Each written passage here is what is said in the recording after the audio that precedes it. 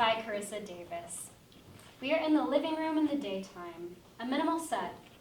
One would imagine a nice home like an IKEA showroom, light-colored wooden furniture, sunny windows, bright wall art, and textiles. Max, a restless, slightly sulky kid who's taking the transition to teenager very seriously. Dirty sneakers, worn jeans, and a t-shirt, possibly from Target or some sort of free school event, topped with a mane of curly hair. Enter Louise, who stands behind him, armed with a brush. There's a little wrinkle in her brow and a tiny pout in her lip as she tries to tenderly wrangle the tangles. Her own hair is pulled back into a French twist or a claw clip, something neat and sleek. Ow! Sorry. You know, it wouldn't get this bad if you would do this every day. Despite her lecturing, Louise does slow down. I don't have time every day. Because you have to play your video games with your friends. By yourself? I am playing with my friends. They're just online. Anyway, it's not just that. I also have homework. It wouldn't take so long if you did it more often. They pull out their phone and start scrolling idly. Louise purses her lips and retreats. How was school? Fine. Even English class? It's fine. How are your friends? Dre and Sequoia. They're fine. Sequoia's dating Zach Briner now. Max holds their phone, but only glances at it occasionally. Ah, boyfriends. You don't like him? He's fine, I guess. Sequoia doesn't hang out as much anymore. Yeah, it's hard. Louise squeezes Max's shoulder. This is a new thing for her now. I'm sure she'll remember she likes hanging out with y'all just as much as her new beau. Yeah. Or they'll break up. Louise didn't want to say that, but she was thinking it. A split-second grimace, but she maintains gentleness. Maybe, maybe not. But either way. She pauses, runs her fingers gently along their scalp. Max reaches up a hand to brush her away. What is this? What are you doing? Something shifts. Louise's sympathy blooms into concern, and Max's ennui flips to jumpiness. Did you hit your head? No, Louise puts a finger under his head so they're facing her. Is it the new leave-in conditioner? Max looks away. No, I barely even used that. Louise kneels in front of Max, studying her face. Does it itch? Does it hurt? Max jumps up and tries to leave. No, it's nothing. Don't worry about it. Louise moves in front of him. It's my job to worry. Do you know how this happened? Where these bumps came from? I don't know. Leave me alone. Max blows past her and exits to their room. Louise sighs and sits on the couch. Louise pulls out her phone and types rapidly. Scrolls, pauses, types again, stops. A few more taps as she makes a call. She stands and shifts back and forth as it rings, takes a few steps this way and that, a slow, restrained pace. Someone picks up. Louise opens her mouth to speak, frozen a moment. Hold on, I'm pulling up in the drive. Oh, okay. She hangs up and stares at the front door. Enter Danny. Not as neat as Louise, but not a mess either. May wear a loose ponytail if played by a woman, maybe facial hair if a man. Might be wearing a tie from work, looking uncomfortable, working at loose as he enters. Louise and Danny immediately move towards each other. Danny goes to kiss the top of Louise's head as she leans into it reflexively. Hey, missed you. You saw me this morning. Long day. Was it? Work is work. Boring, slow. Happy to get home to you and the kid. Danny touches a hand to her elbow. Louise is fidgeting, but trying not to. Her hands flex and relax at her sides. How about you? Work was... She holds her wrist in front of her now, so only one hand is flexing. She doesn't care how work was. Have you talked to Max lately? This morning? Not like, good morning, have a good day, you two. A real conversation. I don't know. Are they okay? What's going on? Louise becomes a little sheepish, a little unsure. She's not sure yet if she's overreacting. Did they tell you any time they've hit their head lately, or, I don't know, been in a fight? A fight? No, why would you think that? I don't know anything yet. They just have these two little bumps on the crown of their head. So you think some kid would have... Danny makes a whack-a-mole gesture with his fist. I don't know. No, probably not. They were really shifty about it. Well, they are at that age. I know. Danny runs his hand down her arm, resting at the elbow. Louise, her fidgets slow. And you guys have an awesome, super close relationship. It feels weird, but it's normal for a kid to be a little moody, and aloof at their age. I know. I just worry. They rest together for a small moment. Maybe it's that leave-in conditioner we got for them. Did you ever use that? Maybe once or twice. I never had any kind of reaction, but I don't know, I haven't even seen these bumps. Were they itchy or anything? I don't know. They wouldn't tell me if they were. Sorry. Do you want me to go check on them? Try. We're now in Max's room during the day. Max's room, if fully furnished, would be like Max, stuck halfway between childhood and teens. A gamer desk with a headset and a custom keyboard, an unmade twin bed, glow-in-the-dark star stickers.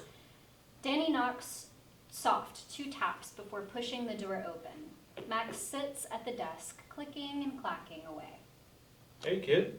Max glances up, then back to the screen. Hey, How goes the fortnight? it's not Fortnite, it's Halo. Dude, he's on your right! Ah, retro. Max is focused on shooting enemies. How's it treating you? Oh, nice! Sounds good. Hey, can I check on your head? What? Fuck! Hey! Sorry, guys. I have to go. Max takes their headset off and turns towards Danny. They ruffle their own hair self-consciously. Max gets snarky, but there's anxiety underneath.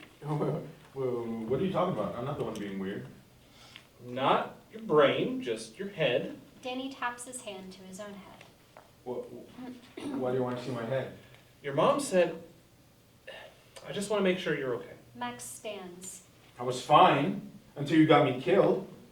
What's Mom freaking out about? Danny steps towards Max. Your mother is not freaking out. She's just worried about you. Well, my head is fine, so you can both stop being weird. Okay, can I just see? No! Max has their fingers splayed out by their sides, restrained, nearly shaking. Despite the teen angst, they're not ornery by nature. They don't want to snap, but Please. This is my room. Danny winces. You push too hard. Okay, sorry. Danny backs away. Max turns his back. We're back in the living room during the day. Louise stands with her lip bitten, arms folded. To keep from tapping her foot, she bounces her knee, but her heel might bounce up with it once or twice. How much did you hear? Not everything, but enough. Enough to know it didn't go well? Danny shrugs onto the couch, defeated.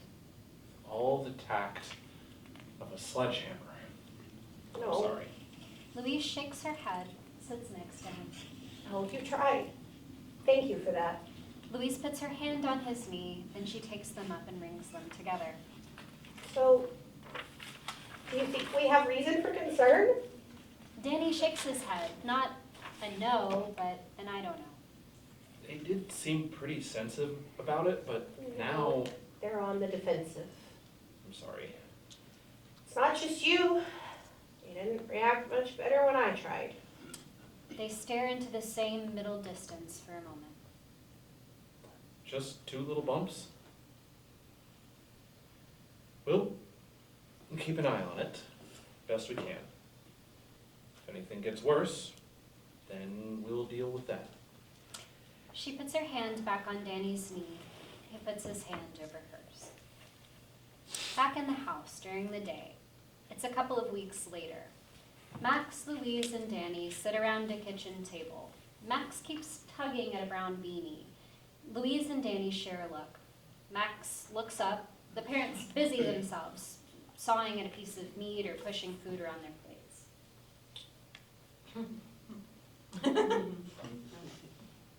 What? Louise and Danny look up from their plates to their child and then to each other. We Would just you think mind, that. They try not to step on each other. Would you mind taking your hat off for dinner? Max tugs at the rim of their hat. That's not a rule we've ever had before. We've never had to have a rule. We don't usually wear that many hats. Until lately. Oh, so it's just my hat you have a problem with? Louise and Danny wince. It's not the hat. It's just something when you sit down for a nice meal. Etiquette. Etiquette. They all pretend to believe this for a moment. What? I didn't realize we were so old-fashioned. Danny's hands comb through the air as if they might come across a more convincing argument. It's not about being old-fashioned or modern or anything. It's just we're your parents, and sometimes you just need to listen to us. They give up on pretending it's just about the hat. We don't have an issue with this specific hat. We're worried about you and we want to make sure everything's okay. Louise's hands pat an invisible surface in front of her, like a reassuring touch for her or for Max. Okay, you're worried. Why do I have to take my hat off? Max crosses their arms. You reacted badly the last time I brushed your hair. We need to make sure you're not injured. I'm not injured. Good. Okay. Do you want to talk to us about what's going on? No. A standoff. Then please show us. Or show us we have nothing to worry about. Max reaches a hand up to their head. They look down and back up, now more a child than an ornery teen. You promise you won't be mad? Of course. Promise. Max looks at their parents with big, pleading eyes. Beneath all the resistance, they've wanted so long for their parents to tell them it'll all be okay. Louise and Danny look back, all anxious fidgets stilled with sincerity and love. Danny gives a little smile and Louise puts her hand over Max's. Max shuffles in their seat. They reach their hands up to their hat and tug. The hat comes off to reveal a pair of short, pointed horns. Louise's hand, the one that isn't over Max's, rises to her mouth. Danny bites his lip and wrinkles his brow. Oh. Max's eyes jump back and forth between them, frozen in this triptych. The spell is broken and Max throws the hat to the floor. I'm a freak! I'm a monster! Happy? Louise and Danny jump up and stand at either side of Max. No, Of not at course all. not. Max is slumped forward with their face in their hands. Louise brushes curls from Max's forehead and lays a kiss there. Danny squeezes a hand on each shoulder. Max makes a small noise of protest. This is unusual, but we love you and we'll figure this out. There's nothing wrong with you. Max pulls their hands away, red and puffy now. Nothing wrong. I have horns coming out of my head! And we'll deal with that together. But you're still our kid. And as far as we're concerned, you're still perfect. Max jumps up from the table. If you wanted to stay in denial, I should have just kept them hidden. Max runs off to their room. Sweetheart! Max! Louise flinches like she wants to go after them, but thinks better of it. When Danny tries to take a step to do the same, she puts a hand on his arm. Danny slumps into Max's now empty chair. Shit. Louise sighs and bends over him, arms around his shoulders. Now, Louise stands back up and pinches the bridge of her nose. do you think we need to set an appointment with Dr. Patel? I know kids go through a lot of changes with puberty, but I don't think too many come to their pediatricians with new horns. No. And I don't think we should tell anyone else about this yet anyway. Why? Do you think it's something to be ashamed of? Of course not, but others might. Something to be observed, studied, who knows? Max is already so sensitive. I want to shield him from that kind of attention as much as we can. But they shouldn't have to be. They're 14. They'd be touchy about it if it was just acting. Yeah. Louise takes a few steps, the beginning of a slow, thoughtful pace. Your sister has those goats at her place in Montana, right? Danny becomes very still. What? Just thinking of where we could go for advice, help. We are not rearing goats, we are raising a child. Yes. But as you pointed out, pediatric care doesn't cover horns. We are not treating our kid like an animal.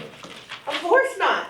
But there are things we need to figure out. Care and maintenance, whatever's going on, I don't want it to cause them any pain. Any more pain.